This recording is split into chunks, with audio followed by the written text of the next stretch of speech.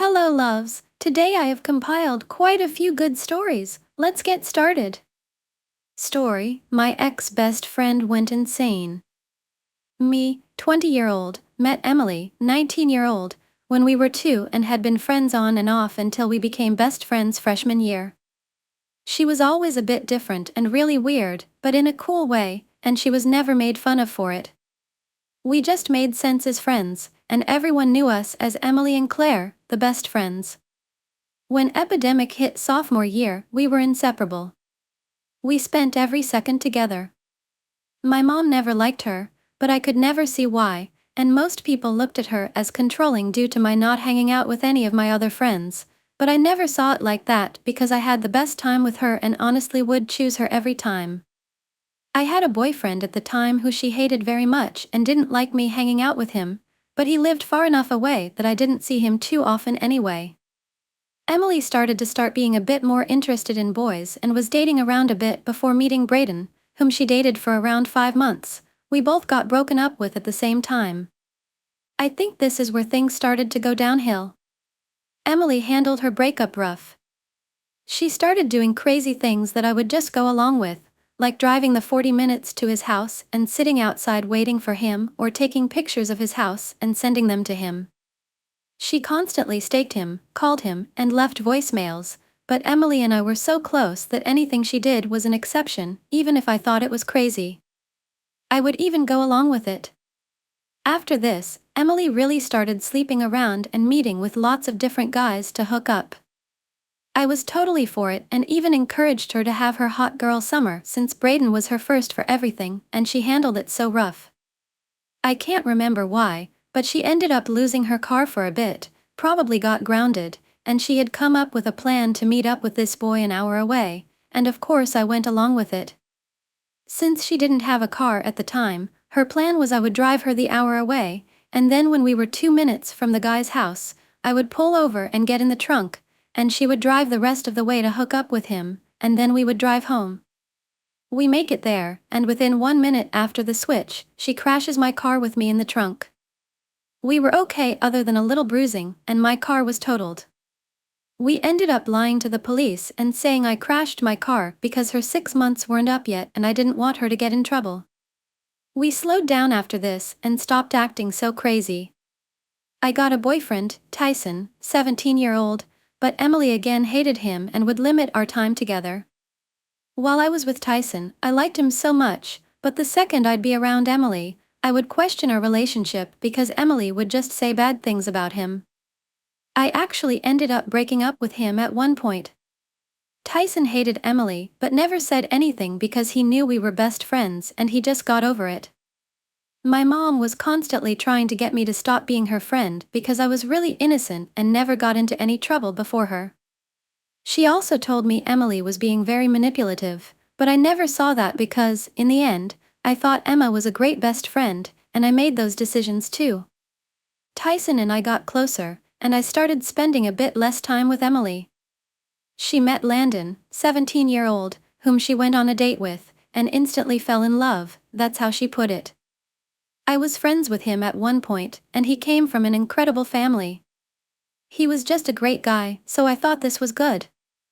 They ended up hooking up, and Emily came to me to tell me all the details and how amazing the sex was.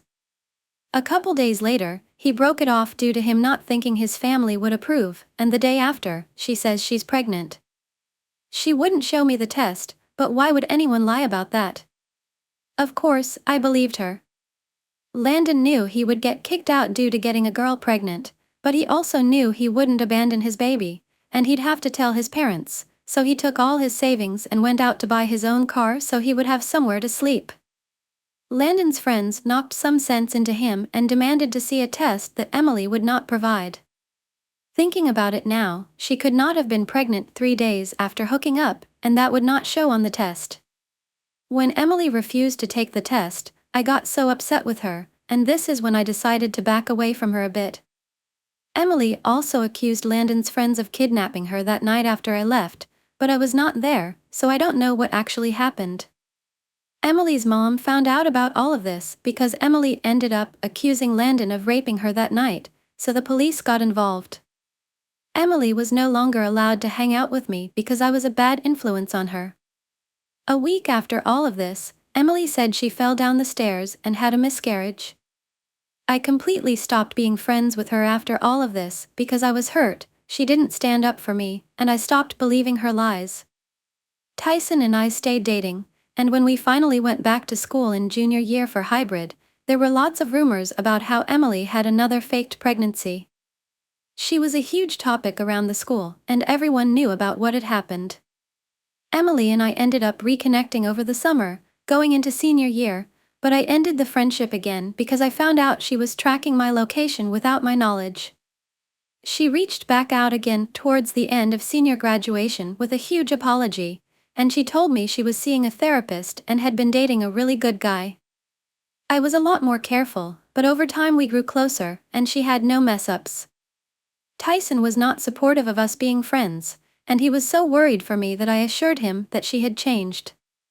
She had switched her career choice 3 times, and I was living at the fire station as a sleeper and going to school to be an EMT until I had a horrible call that made me realize I couldn't do it anymore, and I went full-time to being a barista and babysitter on the side while she was in online school trying to figure out what she wanted to do and also babysitting quite a bit on the side. After months of us rekindling our whole relationship, Emily presented this whole idea to me about starting a daycare business together and gave all the details and how this would work, and I loved the idea. I put in my 2 weeks and took all my tips I had saved for a deposit, and somehow we got approved for a cute little apartment while we started getting certified.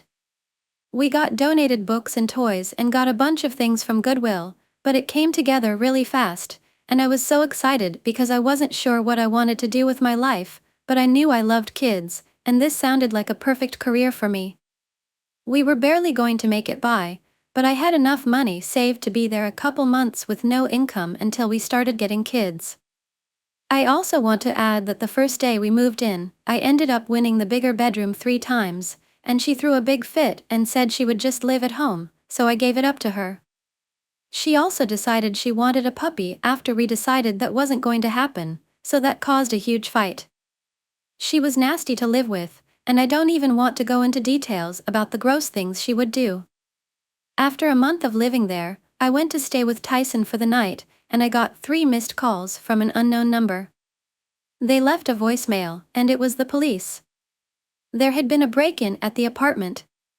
I was freaking out, and so was she, and she told me that I had to stay at the apartment more often and not with Tyson because she was so scared. She also told me she was going to add a sliding lock on the door, and I have to be home by 11 o'clock every night or I wouldn't be able to get in even with a key. I fought this and said that was not okay and that I should have access to my apartment at any time, but in the end, she said she was going to do it anyway. She then tells me she's going to back out of the business, and it's all mine, but she's going to continue to live there and pay rent. I was so stressed during all this because I didn't know what I had just gotten myself into. She got the puppy she wanted so badly and never cleaned up after it. I started resenting her to the point where I could barely even talk to her, and our living together was very toxic. I also forgot to mention we got a Ring camera and extra protection around all the doors and windows after the break-ins. She was also cheating on her boyfriend, whom I believe she's still with due to him not knowing. Anyway, 2 months had passed since I lived there, and I went to stay at Tyson's, and there was another break-in. I had been kicked out of the Ring, and she had said it had stopped working. I did not believe anything she said at that point. I talked to the cops and told them everything I knew and what I had thought, and they straight up told me they knew about her fake pregnancy and how her story didn't add up at all, and they think she's lying, and I agreed. She calls me the next day, saying she wants to save our friendship, and we clearly can't live together, so either I need to move out or she does, and I have to make the decision. At this point, I knew I couldn't afford it alone, but I had hope I could get more kids. She told me I'd have to get a roommate because I couldn't do it alone and that I should just move out and her boyfriend can move in, but I didn't want to throw everything I just started away, so she moved out and never spoke to me again and also refused to get the lease. We have not talked to this day, but whenever I tell this story, people are blown away by how insane she was. I do not know why I stayed with her friend for so long, I guess I only see the good in people and have way too much trust. I was clearly very manipulated by this whole friendship. The second she left, my business blossomed, and all my spots filled. I lived by myself with no roommate for the rest of the lease and made really good money. The lease just ended 2 months ago, and Tyson and I signed a new lease on a brand new house for my daycare. I am absolutely in love with my job, and I couldn't ask for a better life with Tyson. I'm so happy I got rid of that crazy toxic friend, but I guess I wouldn't be where I am today, at age 20, without all of that happening. Short story about the first boy I fell in love with. The stupor of the summer heat brought me a sense of comfort as I stared off into the sunset sitting on top of my friend's roof. The distant sounds of cars rolling by softly drummed in my ears. I could hear my other friends laughing. The joy in their voices was almost palpable to the touch. As a smile crept on my face, in that moment, I yearned for nothing than for that moment to never end. A cool breeze swept over my face as if it were a signal from the sun itself that it was now receding over the horizon, an au revoir to a beautiful day. Oranges and purples turned into cool blues and deep violets as the silver-tinged moon rose over the now dark skyline. I had seen him earlier that day. His handsome face, tall frame, and messy brown hair bounced as he ran past the house I was staying at. "I'll see you later," he said as he ran by. I wish I could relive the almost celestial feeling that those words gave me. Drops of dopamine. Surges of serotonin. Those words were electrifying. As I reminisced over those emotions on the roof, we began filing one by one out of the window and towards the local pizza restaurant. We walked through the humid summer night air, laughing and joking with each other. During that whole time, I could only think of him. Was it the aura of his confidence that seemed to bring me under his enchanting gaze? Or was it his gleaming white smile that could pierce even those darkest of cloudy days? Whatever the reason, my heart raced with excitement at the thought of seeing him later that night. We grabbed the largest pizza the place had to offer. The pizza was almost too big and burdensome to carry back to the house, but we took turns, shoving the piping hot box into each other's arms like it was a game of hot potato. Once we got back, we immediately went over to the back porch where the soft yellow glow of the lights illuminated the cozy backdrop of our new hangout spot. Time blurred away as we got lost in conversation. The sounds of crickets. The soulful sounds of a genuine deep laugh. I could see the memories in front of me already being burned into my mind. The joy I felt being among them was inexplicable. But as I checked the time on my phone, I realized it was finally time for the meeting I had been longing for since I had arrived in town. It was time for him. I took one final sip from my can, gave my friends the most exuberant hug I could give, and stepped down from the balcony. The moon cast its ghostly pale blue rays down on the sidewalk as I turned the corner to his place. It almost felt like it was trying to reassure me as my heart drummed in my chest. Before I could have time to consider the doubt that was slowly creeping into my mind, he opened the door. There he was, just as stunning as before. His blue eyes were still luminescent and bright in the darkness of the night. He offered me his hand, and like instinct, I reached out to grab it. As we sat there in his bed, we talked on and on for hours about whatever nonsense we had decided to land on. I tried my best to do anything to make him laugh. That beaming smile that could melt even the iciest of hearts. This boy had enchanted me, a feeling that I had never felt in my life before.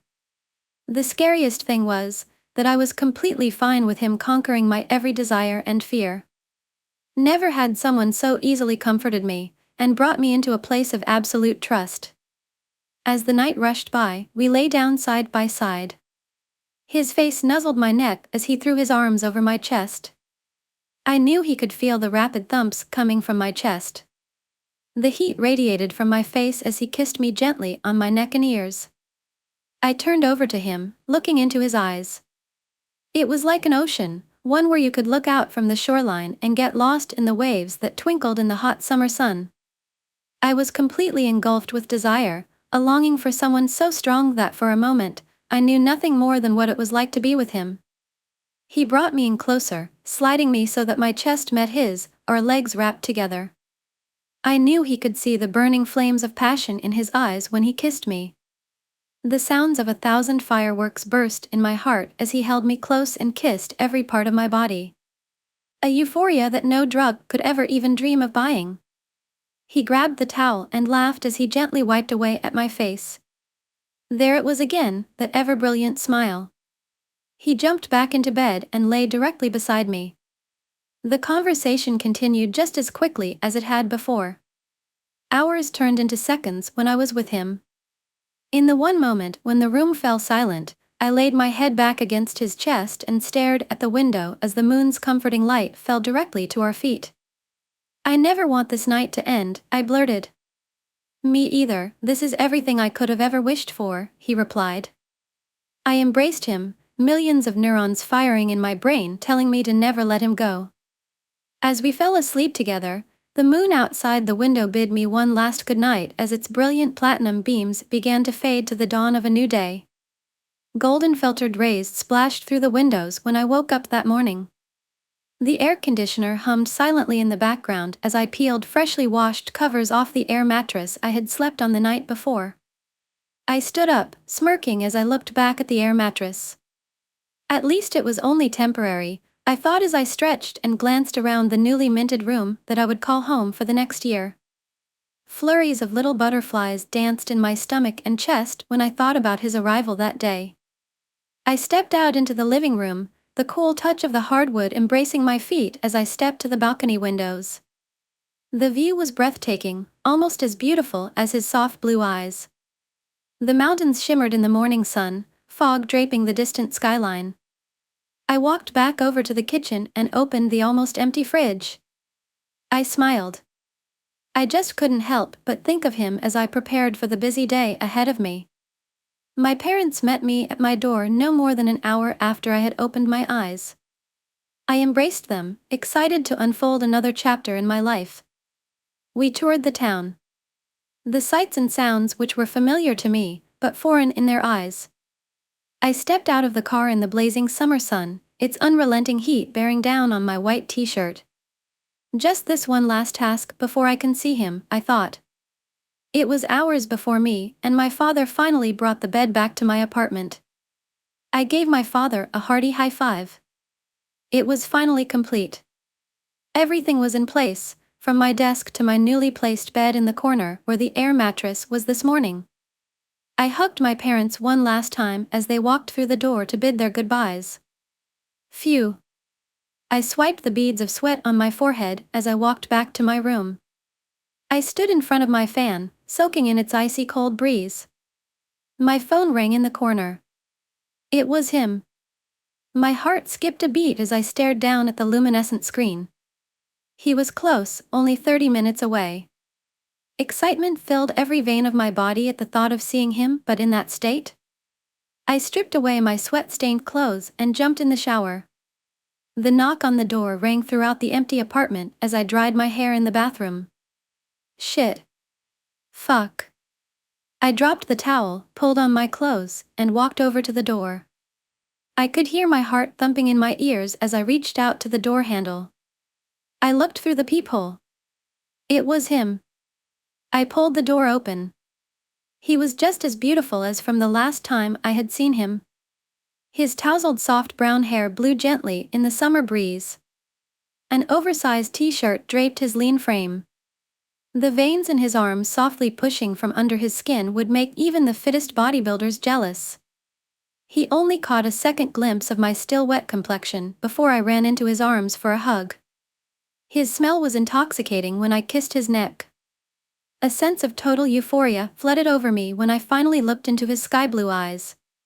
He gazed happily at me when I finally let him go and pulled him into my apartment.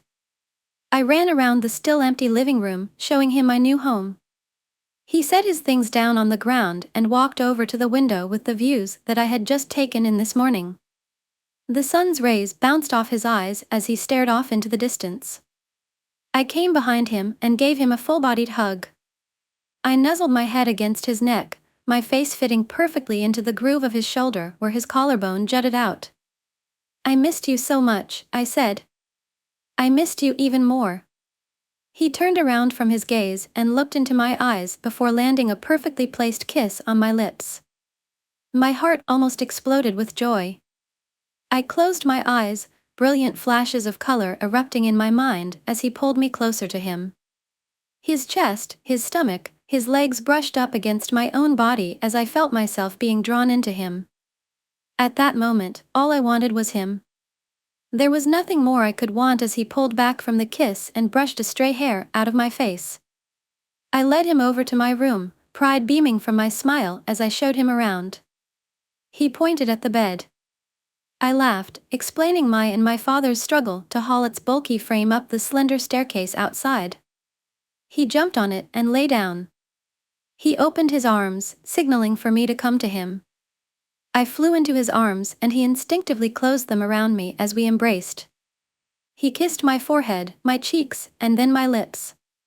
At least it's not the air mattress, he mused before pulling his shirt off and throwing it aside. I laughed. It still would have been comfy, I quipped. With you in it, I know it would have been, he said. Now, kiss me. Come on. Get up, the sun has been out for hours now. I jabbed at him as he was lying down beside me on my bed. I watched as little dust particles danced in the afternoon sun coming in from my window. The light bounced off his messy brown bed hair, his face flush with blissful peace as he snored gently into my pillow. I couldn't stay mad at him. Instead of giving him another playful push, I laid back down and draped his arms over me. He instantly pulled me in closer, flutters of butterflies swirling around my chest and stomach as he did so.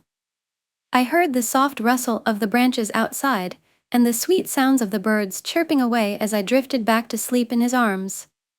I woke up to him now awake playing with my hair. Finally. He joked. Finally? I was the one trying to get you up, you sleepyhead. I remarked back to him. He gave a light push, and I shoved playfully back at him. He laughed, the sound seemingly bending my cheeks upwards into a smile as I looked back up into his eyes. Come on. We got to get some food, I'm starving. I pleaded. Okay, fine, let's get going then, princess. I punched him in the shoulder, and he wrestled me back onto the bed. I tried to maneuver him off of me, but when he wrapped his hands around mine and pushed them back behind my head, my arms and legs went silent. He looked down at me, and at that moment, it felt as if I had melded into the bedsheets. We stayed there for a second, the world revolving around us as we stared into each other's eyes. I felt a strong primal urge claw its way to my consciousness. I lunged up from under his grip and landed a kiss on his lips. He let my hands go and cupped my face. We embraced each other, our bodies intertwined in the afternoon light. I kissed his neck with the fires of what felt like a million burning suns. I had never loved someone in this way before. I love you, I said. The words slipped out my lips as I looked down at him. I love you, too. This was the first time we had heard those three little words muttered. The current of emotions that ripped through my body was almost unbearable. I loved this brown-haired boy more than anything in the world. Everything in my life almost faded away in significance when I compared it to him. The sun had finally set by the time we stepped out of the apartment. He placed his arm over my shoulder as we walked down the stairs to his car. We were meeting up with his friend later to hang out. I was very much looking forward to meeting her. I could almost see the enthusiasm in his voice as he was describing her to me.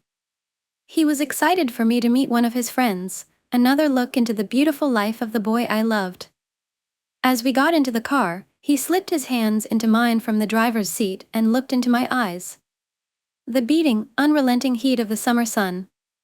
The blissful symphony of crickets in the evening air.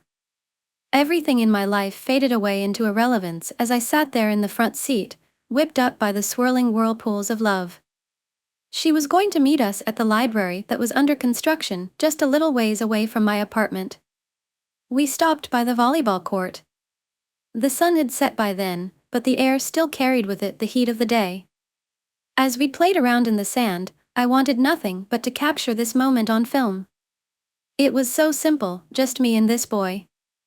I stood there, staring up at the night sky. The twinkling stars and glittering silver moon gestured their approval as I ran in to give him a bear hug.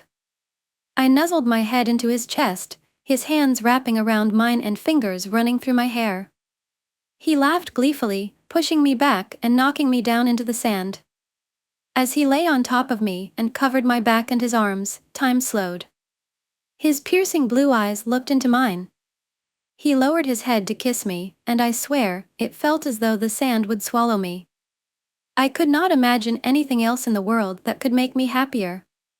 Simply being in his presence made me whole. Before we got too carried away, we remembered the reason why we were here in the first place. His friend walked over to us, enthusiastically calling out his name and waving over to me. "Hi," she exclaimed. "It's so nice finally getting to meet you. He's been raving about you." "Has he now?" I replied. I smirked and looked over to him. I could see even in the darkness of the night how his cheeks were starting to flush cherry. "Hey, stop it," he yelled back. "Let's get going, shall we?" We traveled up to the library, bright yellow fencing blocking off the entrances. "Maybe we should try the ladder down over there," he suggested.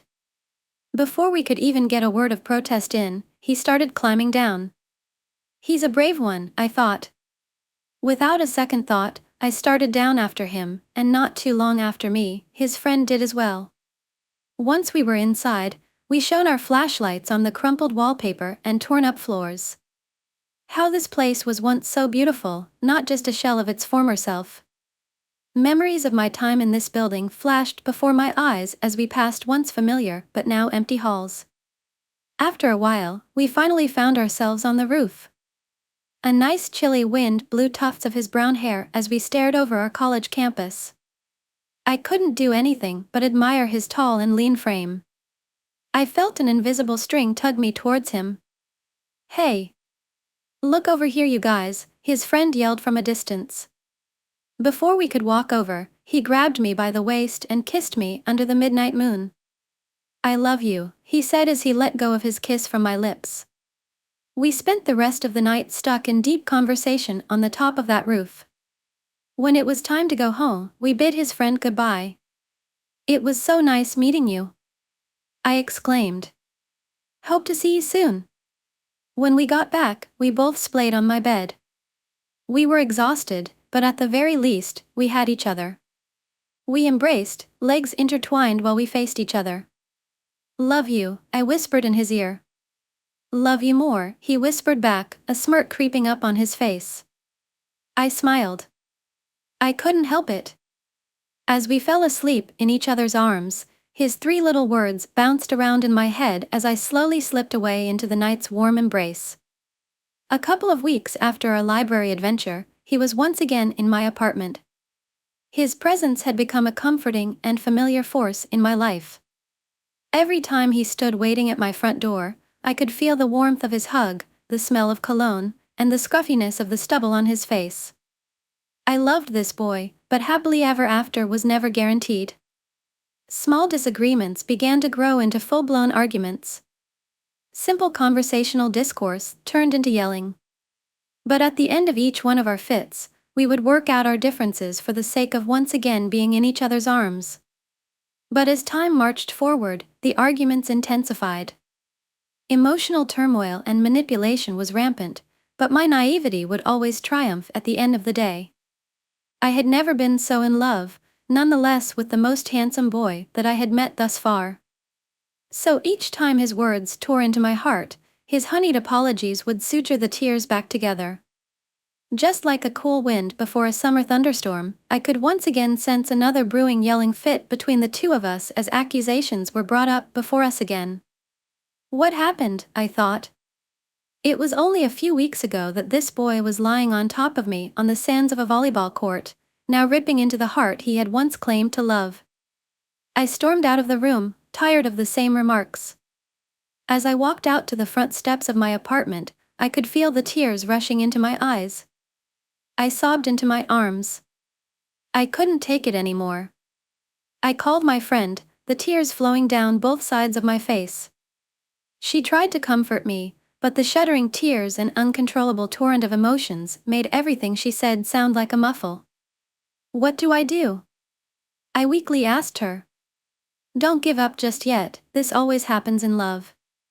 You have to work through it, and the two of you will be stronger on the other side, she coaxed. I walked back into my room, he was still sitting on my bed.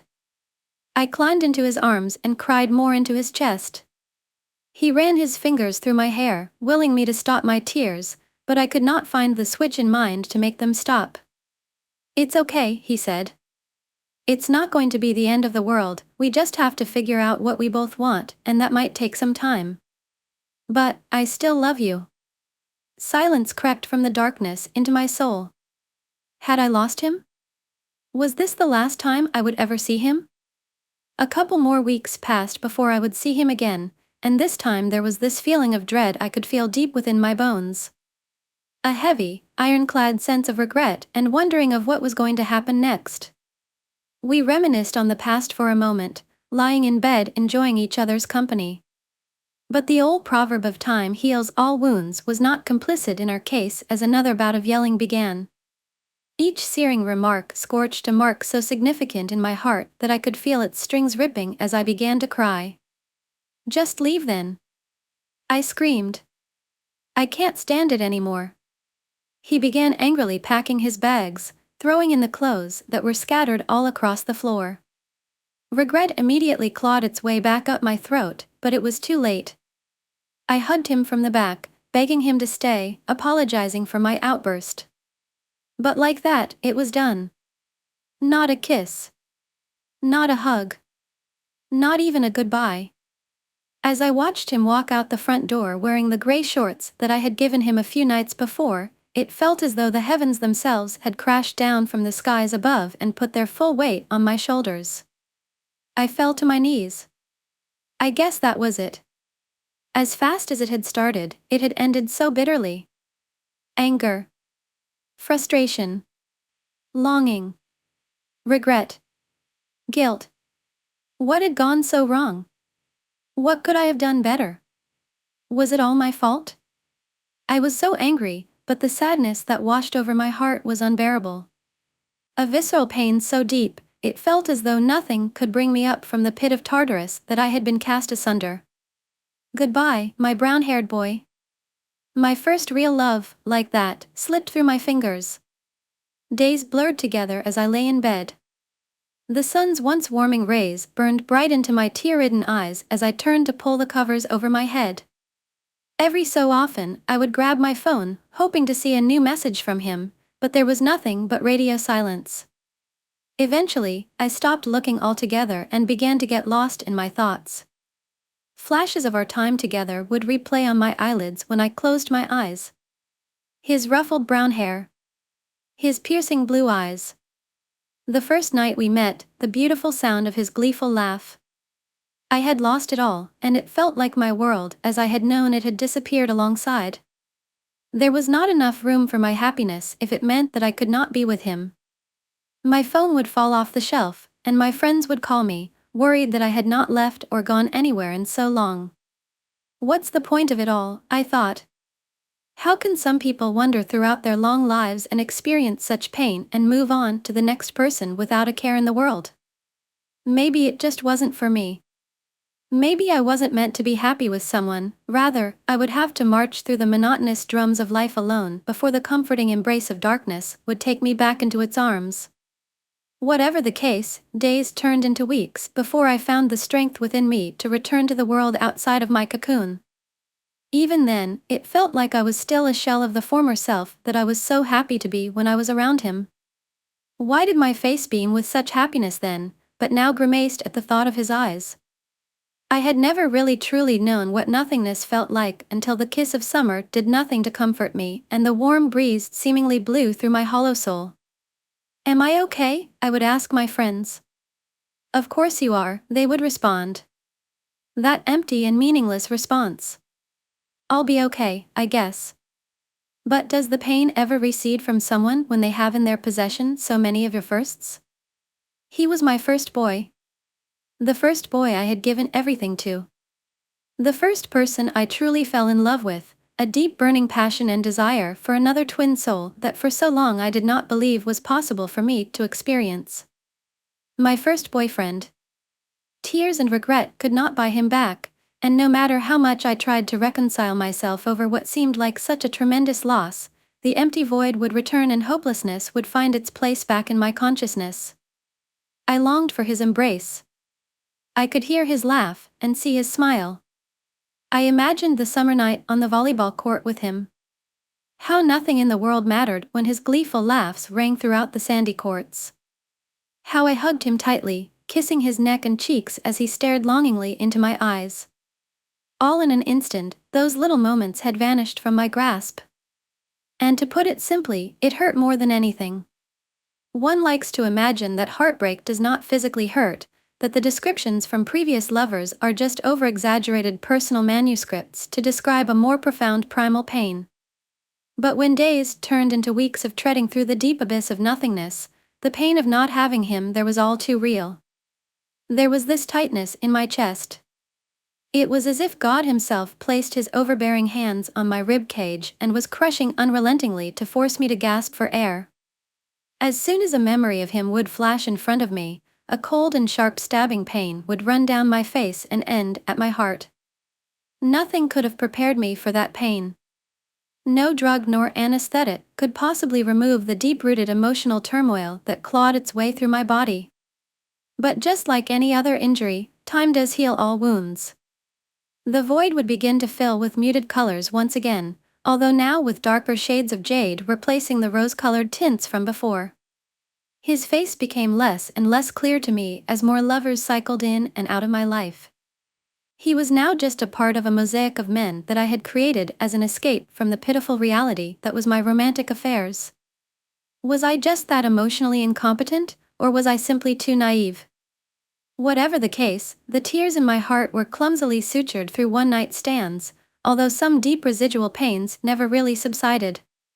The pain of wanting to be held and loved, but never finding the right person that could hold me in such the same way as he did that night on the volleyball court. The pain of looking over in bed the next morning to be excited to see the face of my lover, but not compared to those ocean blue eyes that once sent an electrifying thrill down my spine every time. You were a lesson, brown-haired boy. And although you left me broken and a ghost of who I was when I was with you, I'm thankful for you and your impact on my life. This final part is an appreciation of you, as the pain you inflicted upon my naive and fragile soul only strengthened my resolve and solidified my identity. And for that, I thank you. I'll always love you for being the keeper of my firsts, but for what it's worth, my love for you has become stale. I have to move on to new ventures, and your chilling eyes can no longer hold me from finding someone who can make me feel loved and accepted for who I am. Goodbye, my first love. Thank you for everything, and I hope for nothing but the best for you. Story, single and thriving with a best friend. In the vibrant city of Chicago, lived a man named Max. At 31, Max was a successful graphic designer, known for his creativity and dedication. He lived in a trendy apartment downtown and had a close-knit group of friends. Among them, his best friend, Jenna, stood out. Jenna was not only his confidant, but also his partner in all adventures. Both Max and Jenna were single and often found themselves discussing the societal pressures they faced regarding their relationship status. One sunny Saturday, Max and Jenna decided to spend the day exploring the city. They started with brunch at their favorite cafe, where they enjoyed their usual eggs Benedict and lattes. As they sat by the window, Jenna brought up a recent family gathering. You know, my aunt asked me again why I'm still single, Jenna said, rolling her eyes. I told her I'm happy with my life as it is, but she just didn't get it. Max nodded sympathetically. I get the same questions all the time. It's like people think we need to be in a relationship to be complete. Max and Jenna cherished their independence. Being single allowed them to make spontaneous plans without having to consider a partner's schedule. They could travel, take on new hobbies, and focus on their careers without compromise. Remember our impromptu road trip to Nashville last month? Max grinned. We decided on a whim and had the best time. That's the kind of freedom I love. Jenna laughed. Exactly. And we didn't have to check in with anyone else. Just packed our bags and went. Max and Jenna's friendship was a cornerstone of their lives. They supported each other through thick and thin, creating a bond that was both deep and unwavering. They invested time and effort into their friendship, making it as fulfilling as any romantic relationship. Do you remember how you helped me prepare for that big presentation? Jenna asked. I was so nervous, but your pep talk made all the difference. Max smiled. Of course. And you were there for me when I launched my freelance business. I couldn't have done it without your support. Both Max and Jenna had a wide range of interests. Max loved photography and spent weekends capturing the city's beauty, while Jenna was passionate about cooking and often experimented with new recipes. Being single gave them the time and space to fully engage in their hobbies. I've started a photo series on urban landscapes, Max said, showing Jenna some recent shots on his phone. It's been so rewarding to dive into this project. Jenna nodded. And I'm taking a pastry class next week. It's something I've always wanted to do, and now I have the time. Max and Jenna valued their financial independence. They made their own financial decisions, from saving for future goals to indulging in personal treats. This autonomy allowed them to live life on their terms. I've been saving up for a solo trip to Japan, Max shared. I'm planning to go next spring. That's amazing. Jenna exclaimed. I've been thinking about investing in a small food truck business. I want to bring my culinary creations to more people. For Max and Jenna, happiness wasn't defined by their relationship status. They found joy in their accomplishments, their friendship, and the adventures they shared. They believed that being single allowed them to live authentically and pursue their true passions without external pressures. Happiness isn't about fitting into someone else's expectations, Max said. It's about living a life that feels right for us. Jenna agreed. We're creating our own paths, and that's what matters. As Max and Jenna walked through the city, enjoying the day in each other's company, they felt a sense of contentment. Their journey of embracing singlehood and supporting each other was a testament to the power of friendship, independence, and living authentically. Max and Jenna's story serves as a reminder that being single is not a problem to be fixed, but a choice to be celebrated. It's an opportunity to grow, pursue passions, and build meaningful relationships on their own terms. For them, singlehood is not a state of lack, but a canvas for creating a rich and fulfilling life. Story forever interrupted. Me, 20-year-old, met Emily, 19-year-old, when we were 2 and had been friends on and off until we became best friends freshman year. She was always a bit different and really weird, but in a cool way, and she was never made fun of for it. We just made sense as friends, and everyone knew us as Emily and Claire, the best friends. When epidemic hit sophomore year, we were inseparable. We spent every second together. My mom never liked her, but I could never see why, and most people looked at her as controlling due to my not hanging out with any of my other friends, but I never saw it like that because I had the best time with her and honestly would choose her every time. I had a boyfriend at the time who she hated very much and didn't like me hanging out with him, but he lived far enough away that I didn't see him too often anyway. Emily started being a bit more interested in boys and was dating around a bit before meeting Brayden, whom she dated for around 5 months. We both got broken up with at the same time. I think this is where things started to go downhill.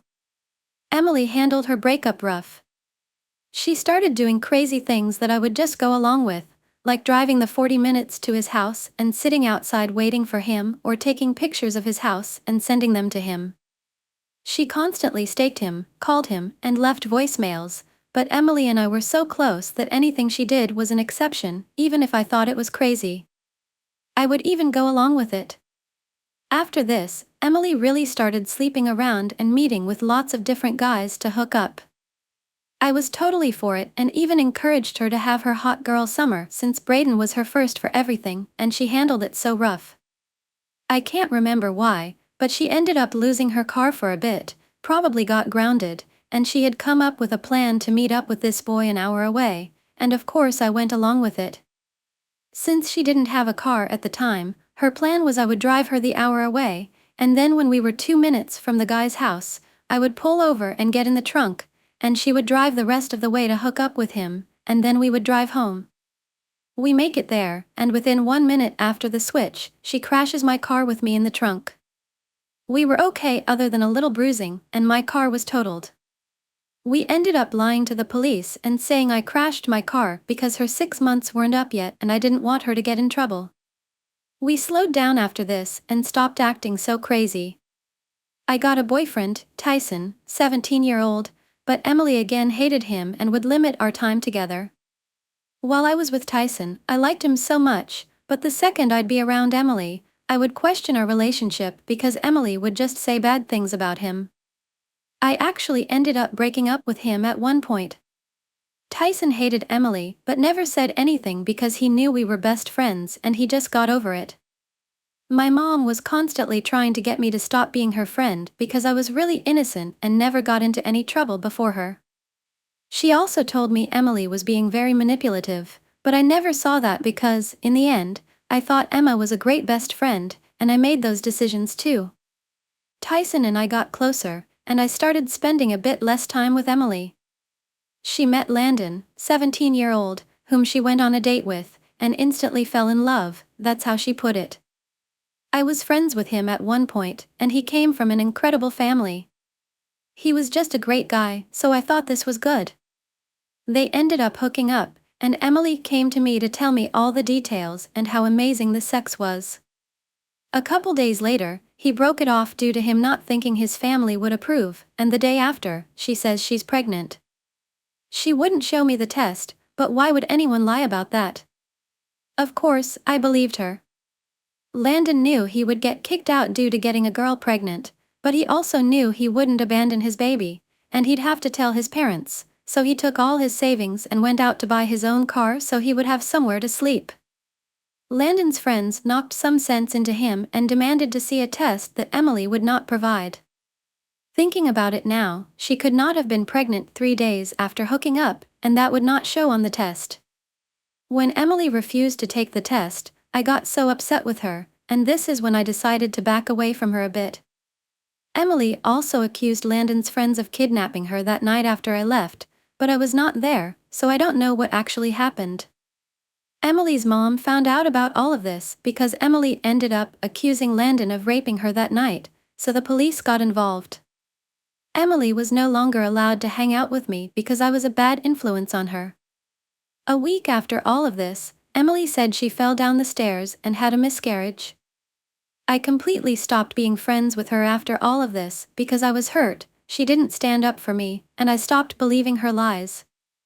Tyson and I stayed dating, and when we finally went back to school in junior year for hybrid, there were lots of rumors about how Emily had another faked pregnancy. She was a huge topic around the school, and everyone knew about what had happened. Emily and I ended up reconnecting over the summer, going into senior year, but I ended the friendship again because I found out she was tracking my location without my knowledge. She reached back out again towards the end of senior graduation with a huge apology, and she told me she was seeing a therapist and had been dating a really good guy.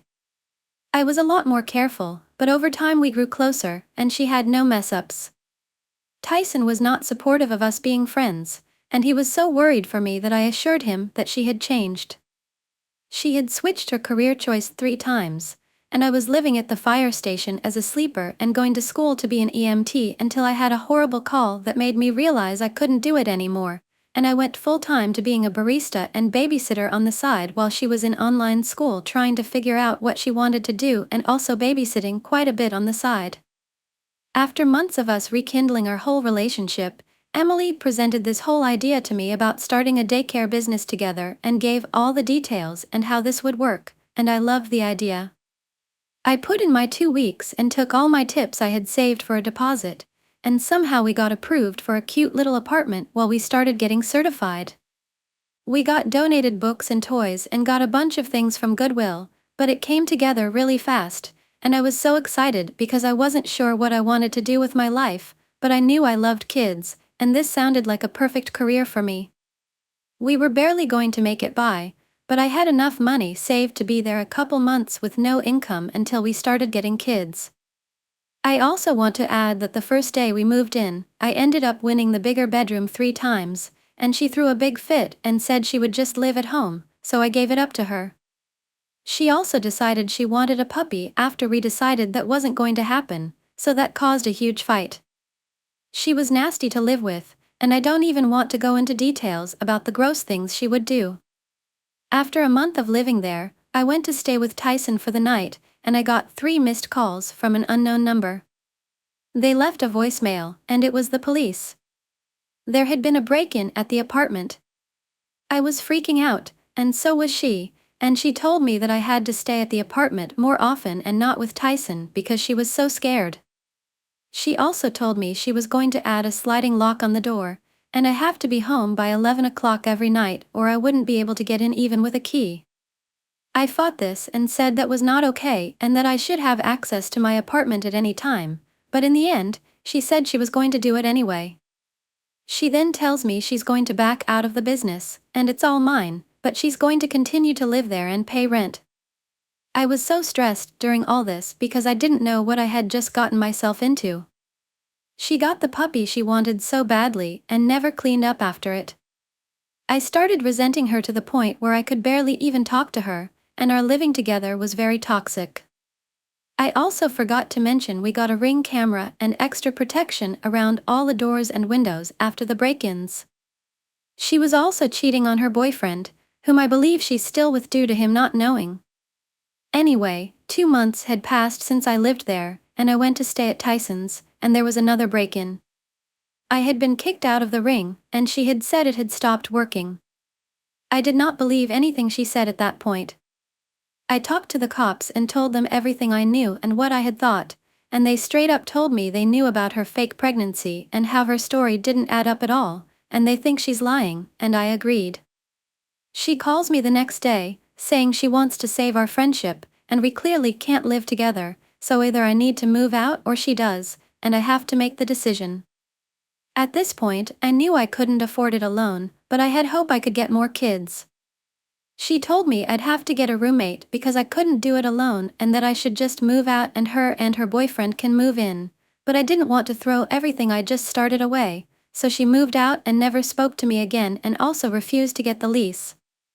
We have not talked to this day, but whenever I tell this story, people are blown away by how insane she was.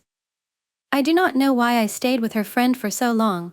I guess I only see the good in people and have way too much trust. I was clearly very manipulated by this whole friendship. The second she left, my business blossomed, and all my spots filled. I lived by myself with no roommate for the rest of the lease and made really good money. The lease just ended 2 months ago, and Tyson and I signed a new lease on a brand new house for my daycare. I am absolutely in love with my job, and I couldn't ask for a better life with Tyson. I'm so happy I got rid of that crazy toxic friend, but I guess I wouldn't be where I am today, at age 20, without all of that happening. Story: Choosing Independence. In the bustling city of New York, lived a young woman named Lily. At 28, Lily had a thriving career as a journalist, a beautiful apartment in Brooklyn, and a vibrant social life. Despite her achievements, she often found herself at the center of conversations about her single status. Lily's choice to remain single was a conscious one, rooted in her desire for independence and personal growth. Her friends and family were supportive, but curious. One evening, during a dinner party at her friend Emma's place, the topic inevitably came up. "Lily, you're so amazing. Why are you still single?" Emma asked, genuinely curious. Lily smiled, taking a moment to gather her thoughts. "I think it's because I value my independence and the freedom to pursue my passions without compromise. It's not that I'm against relationships, I just haven't found one that fits my life right now." Her friends nodded, some understanding and others still curious. Lily continued, sharing her journey of self-discovery and the reasons behind her choice. 1. Personal growth and career focus. Lily had always been driven by her career. From a young age, she knew she wanted to be a journalist, telling stories that mattered. Her dedication paid off, landing her a prestigious role at a top magazine. Being single allowed her the flexibility to travel for stories, work late nights, and fully immerse herself in her passion without worrying about neglecting a partner. 2. Financial independence. Growing up, Lily had seen her parents struggle financially and knew the importance of financial independence. Being single gave her control over her finances, allowing her to save, invest, and spend as she saw fit. She enjoyed the freedom of making her own financial decisions and planning for her future. 3. Exploring passions and hobbies. Lily had a wide range of interests, from painting to hiking to learning new languages. Being single gave her the time and space to explore these hobbies fully. She joined a local art class, spent weekends hiking upstate, and enrolled in a Spanish course. These activities brought her joy and a sense of fulfillment that she wasn't willing to compromise. 4. Social connections. Lily cherished her friendships deeply. She had a close-knit group of friends who were like family. Being single allowed her to nurture these relationships, spending quality time with friends, traveling together, and supporting each other's dreams. Her social life was rich and fulfilling, providing her with the emotional support and companionship she needed. 5. Redefining happiness and success. For Lily, happiness and success were not defined by a relationship status. She found joy in her accomplishments, her friendships, and her personal growth. She believed that being single allowed her to live authentically and pursue her true passions without external pressures. As Lily shared her story, her friends began to see her perspective. They realized that her choice to remain single was not out of necessity, but out of a desire to live a fulfilling and independent life. That night, as Lily walked back to her apartment, she felt a sense of contentment. She knew that her decision to remain single was right for her. She had built a life that she loved, filled with passion, adventure, and deep connections.